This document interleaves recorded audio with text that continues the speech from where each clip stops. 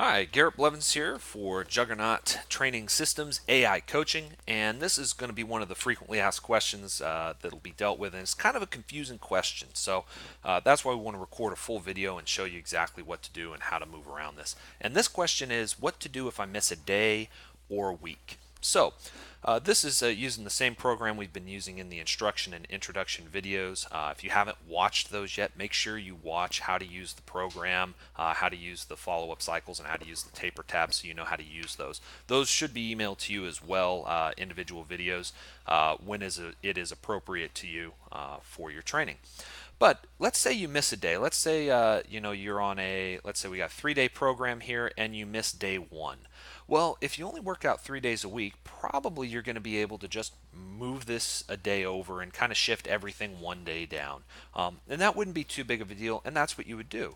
Now, if you work out 6 days a week and you miss a day, that might be tough to move around because you're running into another workout.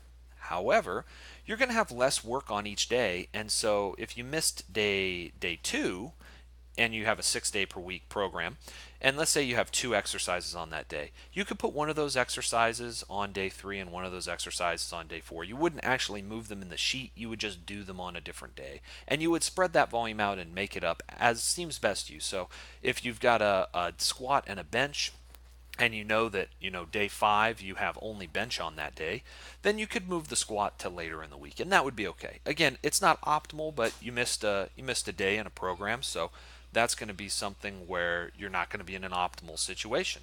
You're going to have to make an adjustment. So the next thing to talk about is, let's say you miss 2 or 3 days. If you miss 2 or 3 days, again, that's okay because you're always going to have a deload coming up. So you see here, this is strength 4 of 5, and then this is moving into strength 5 of 5. And so if you've got this deload on the fifth week, what you can do is you can just push some of your workouts away. Let's say you missed 2 days in this week, you missed days 1 and 2. Well, what you do is, when you would normally do day 3, jump back and do day 1. On day 2, on day 2, you would end up doing that the next week, and day 3 would get pushed to here. You would do that until you get into the deload, and then what you would do on the deload is you would maybe only do one or maybe two of the deload days, but you would skip the third deload altogether. The reason for this is when you come to your next block, this block is now going to be kind of restarting a progression. And so none of the information here is going to be looking back at the deload. It's going to be starting the next phase. It's still informed by decisions, but it won't break to where you don't have sets and reps listed since it's the first week of the next block. And so if you miss 2 days, that's what you want to do as well. The next thing is if you miss an entire week. And if you miss an entire week, it kind of depends what you missed for.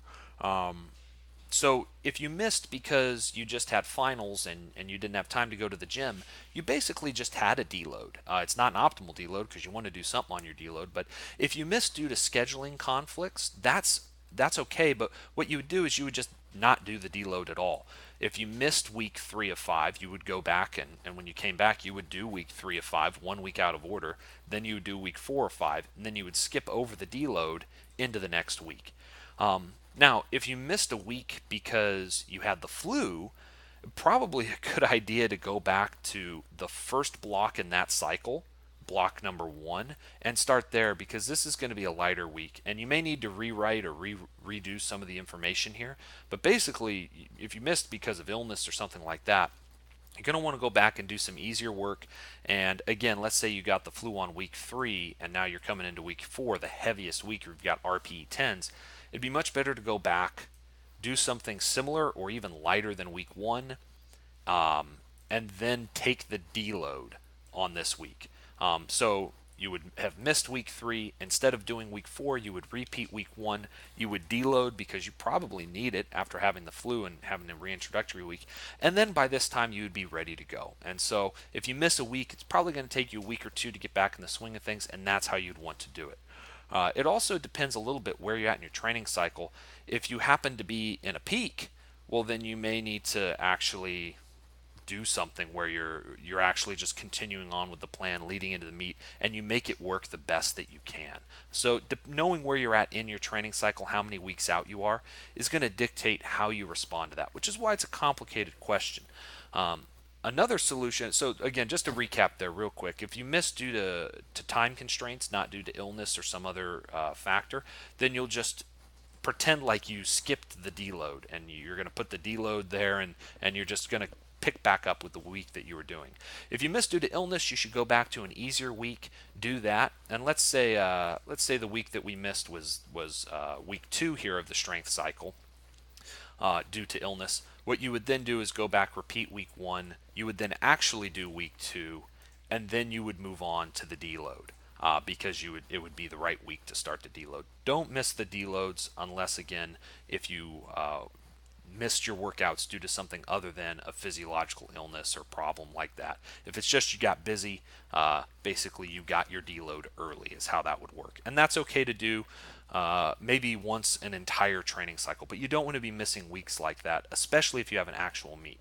Now, with that in mind, if you miss a week due to your schedule, but you have a mock meet scheduled, not an actual meet, you're just kind of training through, then you could just jump back in and continue exactly with the program as written. You would just have to remember that you're a week ahead on all the start dates. Those are not going to change because the meet date is not going to change.